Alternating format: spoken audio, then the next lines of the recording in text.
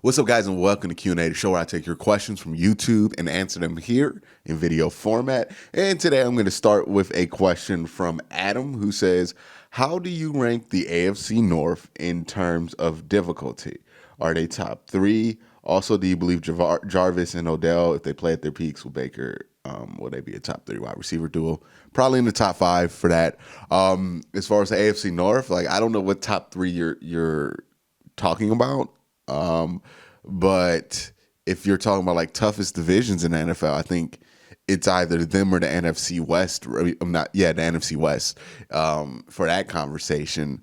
But it's a very tough division. You look at every team here, and they're going to be difficult to beat. Even Pittsburgh, even Cincinnati, teams that aren't really being talked about as division winners, they're not pushovers by any means at all. I mean, Minkah Fitzpatrick is still there. TJ Watt is still there in Pittsburgh. That defense is still there. It's going to be a very difficult team to beat twice, and that's going to be a difficult task to do so. Cincinnati as well. Look, I know I have been down on Cincinnati and literally everything they've done this offseason, but they're still a solid team. They always play the Browns well. Their quarterback might be healthy this year, so, that's going to make them more difficult to beat. And obviously, the Ravens are a very tough team, as we know from last year, as the Ravens swept the Browns. So, yeah, it's a very tough division. If you look at it and you include the Browns, obviously the Browns are a tough team for a lot of teams to beat, given that they almost went to the AFC Championship game last year. So, yeah, it's a tough division. You have two teams that I wouldn't be surprised if they win the Super Bowl soon, and you have two teams that could make the playoffs any given year. So, yeah, it's a very, very difficult division, and it always is. This next question comes from Emmanuel Ross, who says, do you think Stefanski will change the offense and incorporate more passing plays with 4 wide receiver sets? I think he will adapt and change the playbook a bit to conform to Baker as opposed to strictly running the ball. I mean, Kevin Stefanski, there is this misconception about Kevin Stefanski as if the Browns did not pass the ball last year. They were a very balanced team last year. They passed as much as they ran. If you look at it as splits during the season, they ran a lot at the beginning of the season, but they threw a lot more than they ran at the end of the season. So this ideal that Kevin Stefanski even has to change the playbook to get more wide receiver sets in there is just false. Kevin Stefanski was already running a ton of wide receiver sets and was already throwing the ball a ton last year. So, yeah, they'll throw the ball. Baker's going to throw the ball a ton. If Odell's healthy, that's only going to go up. And there were a lot of times where there were a lot of times where Kareem Hunt and Nick Chubb struggled to get, traction on the ground. I know a lot of people talk about the Kansas City game and the Browns not running the ball a ton in the Kansas City game. What we forget is that, outside of 1 or 2 drives, the Browns just couldn't run the ball versus Kansas City. They weren't being successful, especially the entire first half of that game. So that's why they didn't run the ball a ton in that game, and that's why they had to resort to passing, and that's what happened. During the end of the season, teams loaded up against the run. They had to pass more, and if they don't load up against the run, we'll run more. That's just kind of how it does. Kevin Stefanski's offense is very fluid. It's not directly committed to either running more or passing more. It's a balanced offense by the very definition of the word. It's very balanced. So, yeah, I would expect that. Next question comes from Ian G, who says, do you think Malik McDowell has a legit shot of making the roster? Yeah, I do. I really do. I think he has a good chance here, especially since it's obvious they're not bringing back Sheldon Richardson. At this point, they're not, unless they have an injury in camp or something. Look, Jordan Elliott has not been the most impressive guy on the roster. And nobody in that defensive tackle room outside of the guys you're projecting to start have really showed a ton. It's a lot of young guys on the roster right now. And you have a competition brewing between him and Marvin Wilson to see who's going to get that spot. I think there's a good chance that Marvin Wilson and Malik McDowell make this team, and that, maybe a Sheldon Day doesn't, because I just don't think that there's anybody good enough in that defensive tackle room that's going to keep somebody who's talented from making this team. It's not that deep of a room. So, yeah, I think he does have a legit chance of making the roster. Next question comes from Ben Smith, who says, how do the Browns match up against the Titans now that they have Julio Jones? Do you see them as a bigger threat than any other contenders in the AFC?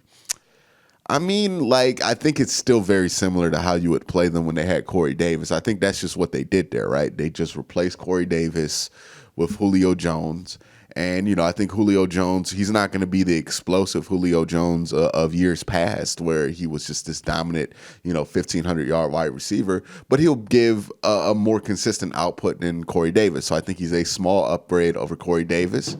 That doesn't really change how you defend the Titans.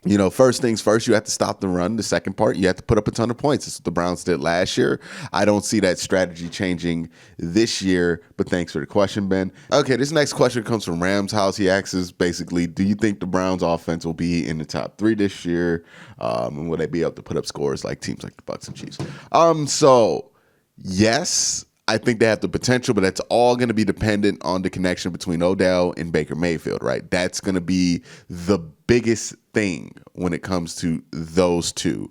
If that goes down positively, if they're able to get that chemistry going, if they're able to get everything fixed that has not worked in the last few years, yeah, they'll be very explosive because Odell was the one thing, right, that they needed last year when you talk about what the offense didn't have. They had the reliability to go up the field in the passing game. They had the reliability to go up the field in the running game, but they did not have, a reliable deep shot, big play, home run hitting ability in the passing game. They had it in the running game with Nick Chubb and Kareem Hunt, but they did not have that in the passing game, and that's the big thing that takes you from being, a top 10 offense, one of the better offenses in the NFL, to a explosive offense that can put up all these points. The connection between Odell and Baker Mayfield is that missing link, and if they do get that right, they will get it right and be one of the more explosive offenses in the NFL. Now, would that make them top 5?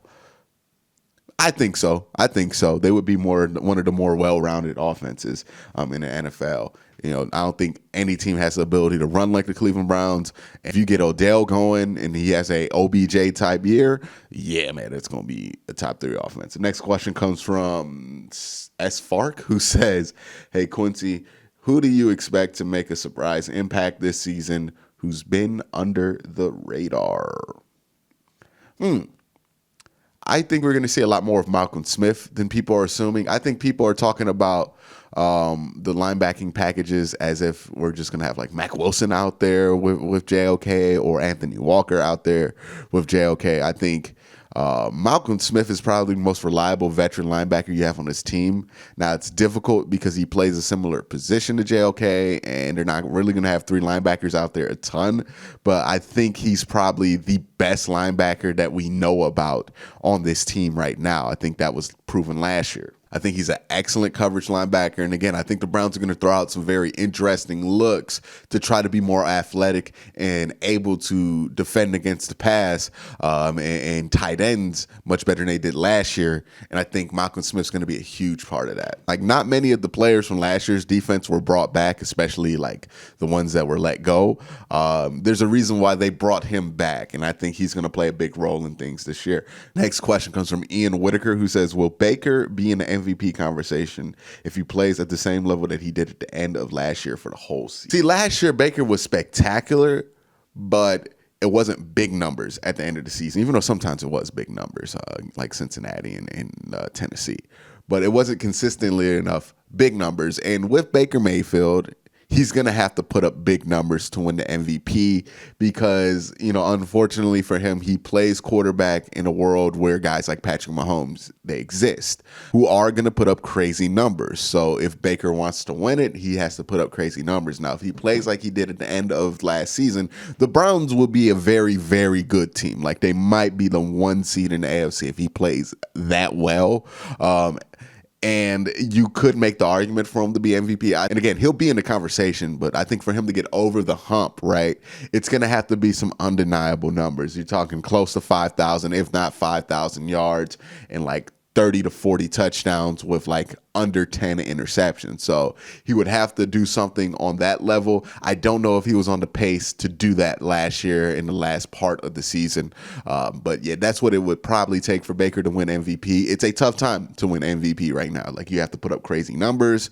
And Baker, as much as we love him in Cleveland, nationally, he's not really established enough to just have a good, efficient season and win the MVP like a Russell Wilson could or a Aaron Rodgers could, because people already know how good they are.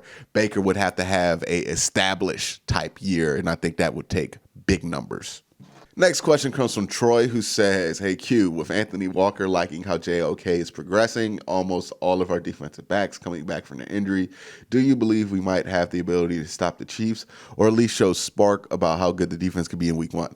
It's going to be difficult to say. I really want to see these pieces in action. Right now, they're practicing and they're just aligning and they're going up against, what would probably be like a fourth team offense right now. So it's like hard to say.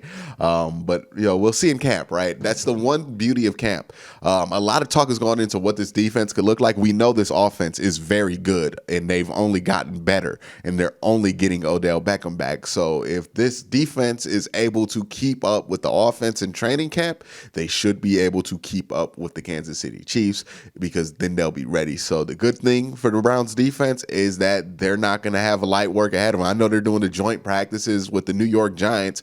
That's going to be easy for the defense. That's going to be like off day. Like, no disrespect to the Giants or anything, but going from covering Odell, Jarvis, Nick Chubb, Kareem Hunt every day in practice to the Giants will be appreciated by the defense. I think they'll look a lot better versus them than they will against the Browns offense. So it's gonna be a lot of work for them. I want to see what they look like in pads before I make any declaration. But if they get out this training camp and they look solid versus the Browns defense, hey, they're in good shape. Next question comes from Ben Smith, who says, "Hey, Quincy, how much do you think we'll learn about this team in the first 3 preseason games?" Well, the only 3 preseason games. And what determines how much the starters play? I have no idea how they're going to do this. Traditionally, the 3rd preseason game is the dress rehearsal, but that's also the last preseason game, but it's still like 2 weeks away from the game. So I would assume that it's going to be the same kind of schedule, right? 1 drive for the first preseason game, maybe 2 drives for the second preseason game, and then, a half and a drive for the last preseason game would be the ideal way to do things. So I think that's probably how they're going to go. Here's the thing, though. We have no idea how Kevin Stefanski is going to handle preseason because he did not have to handle the preseason last year. There were no games.